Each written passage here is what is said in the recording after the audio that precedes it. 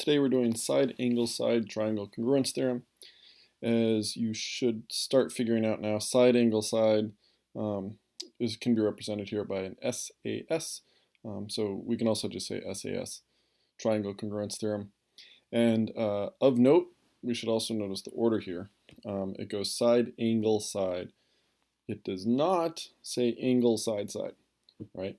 So think about where that angle is in relation to the two sides. If we look at the side angle side triangle congruence theorem, it says if two sides in the included angle of one triangle are congruent to two sides in the included angle of another triangle, then the triangles are congruent, right? So we need that included angle. It's not an angle outside of the two sides. And I'll show you an example here from the GeoGebra thing. So this is a website called GeoGebra, and I created these two. They're kind of like triangles. They have an angle and two sides, right? So this has a fixed angle of, or a fixed segment length here of 5, a fixed segment length here of 3.6, and this has an angle of 35 degrees. And over here I have same sort of deal. I have a fixed side length, and then a fixed angle. For this one on the right, the question is how many triangles can I make with this setup? Well, as it turns out, this is really the only triangle I can make. I can rotate it around a little bit. I could move it up and down and stuff, but this length is fixed, this angle is fixed, this length is fixed. So really, there's only going to be one triangle. I can go ahead and fill that in while we're here. I can be like, look, here's my triangle, right? There's not going to be anything different. For this one over here on the left, though, this part here is just a ray. I made a ray, so it goes on forever in that direction. And it's fixed at 35 degrees, so I can't adjust this angle at all. I can adjust just where this is in space, right? Or I can adjust this point here up and down as well. So I'll make this kind of flattish. And then I could make a triangle, right? Ta-da! I made a triangle. Cool. So that's one possible triangle with this setup. But there is another triangle. Look at this. I can make a whole nother triangle. All I have to do is put this point over here. So given that I know if I have two triangles and I know a corresponding angle and two pairs of corresponding sides are congruent, that's not enough information, right? This triangle could be one of them. This triangle could be another. So just note we can't use angle side side. We can only use side angle side. So let me bug out of there. Sorry. Yeah, go back here. Okay, so we can only use side angle side. We cannot use angle side side. None of this in geometry here. Nope, not doing that sort of stuff because it doesn't work, right? So there is no angle side side triangle congruence theorem. There's only SAS. So we can do our example here. This one here, they just ask us to determine if these are congruent. And the first thing they tell us, remember, is to look for corresponding parts. They don't tell us what parts correspond, so we need to kind of figure it out. We need to look around. We can say, oh, angle A here might correspond with D. No, it doesn't. Well, that's kind of strange. What about segment AB? What does that correspond with? How about ED, right? So you'll be like, oh, look at that. That's 20. And this one's 19. And this one's 19. So therefore, this side here is 45 or 15 centimeters. This side here might be 15. Yeah, we're not given a length.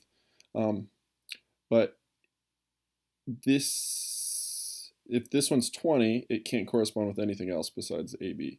If this one's 19, it can't correspond with anything but AC, right? So we know these two things are corresponding. So therefore, the included angle also corresponds. And we can look at the included angle. Is 45 degrees equal to 43 degrees? Well, no. So therefore, we can conclude, or at least so, that they are, so it's a little hard to see, that they are not congruent. Because 43 is not equal to 45. And we know these have to correspond to each other. Okay. Let's try this. We're just gonna look for, again, corresponding parts. JL, so JL is right here, it corresponds with what other side? PM. We have to, we'll start by assuming that. It may correspond to this one, but let's just start with PM, see if it holds up. So we can say, oh, these are corresponding. They're both equal to 46, right? Then finally we can look and see, okay, what side probably corresponds with MN? MN is 74, this one's 74, so those two probably correspond. The book implies that we kind of know it for sure, but in reality, we're just going to make the assumption. If they're not congruent, we have to come up with some other way to prove that they're not, or that these are corresponding. For example, when we had that third side, we could make conclusions about it. However, if we find, though, that the two triangles are congruent, then we can say, oh, okay, those are corresponding, or at least it works if they're corresponding. And then finally, we can say that angle J here corresponds with angle M because it's in between the other two. And they're both equal to 37 degrees.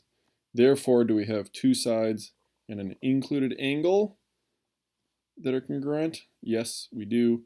So we can conclude that these two are congruent using the side angle side triangle congruence theorem. Okay, now we're going to do a proof. So here's our proof. We have this set up here. We know that CD bisects AE. So CD is bisecting AE. So that means AE here is split in half. So I'm going to mark that.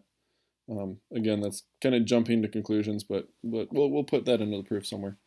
It also says that AE bisects CD. So AE is bisecting CD. So CD here is split into two even halves, CB and BD. And then we just have to prove that two triangles congruent. So it says, you can probably figure out what the third piece of information is here. So by the definition of a bisector, AB is equal to EB, right? AB is equal to EB.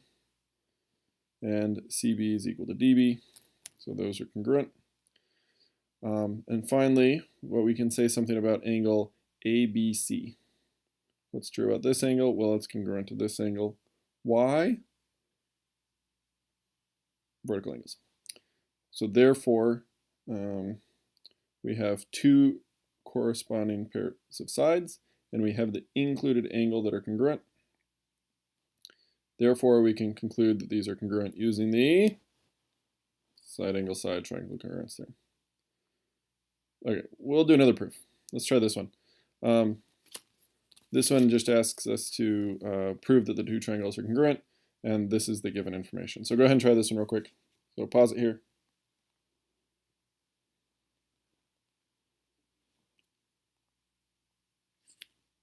Oh, kind of naughty picture. Okay. So for this one, we're given that AB is congruent to AD. So I'm going to go ahead and mark that on here. AB is congruent to AD. I'll just mark it with a tick mark. And angle 1 is congruent to angle 2. Okay, so that one's congruent to this one. So if we were to do our two-column proof, we'd write down our givens, we'd give our reasons as given, and then down at the bottom we could put this if we wanted to, but we should keep in the back of mind, oh, there's got to be a reason here. Right now we only have three ways to prove that two triangles are congruent, right? We have corresponding parts of congruent figures, triangles are congruent. For that we'd need all six things. It's much easier to use, say, our two simple, easy triangle congruence theorems. We have side angle side, which we just covered, and we have angle side angle. So we have a side here and a side here. We have an angle here and an angle here. If we use angle side angle, remember that side has to be the included side. So we'd have to say that angle B is congruent to angle D. Do we know anything about those? No, we really don't. So let's table that one for now and try something else. Let's try using side angle side. Well, if we use side angle side, this angle has to be the included angle. So that means we have to say that this side here is congruent to this side here. How do we know that AC is congruent to AC? The reflexive property, right? Things are congruent to themselves. I know it seems dumb and basic, but we need to show that the side of this triangle here is congruent to the side of this triangle here. It's one of those three pieces of information we need in order to use side angle side. So therefore, yeah, we can use side angle side. They put it in paragraph form, but you could imagine this in a table. Okay, that's all I got. Just those few examples. Good luck. Have a good one.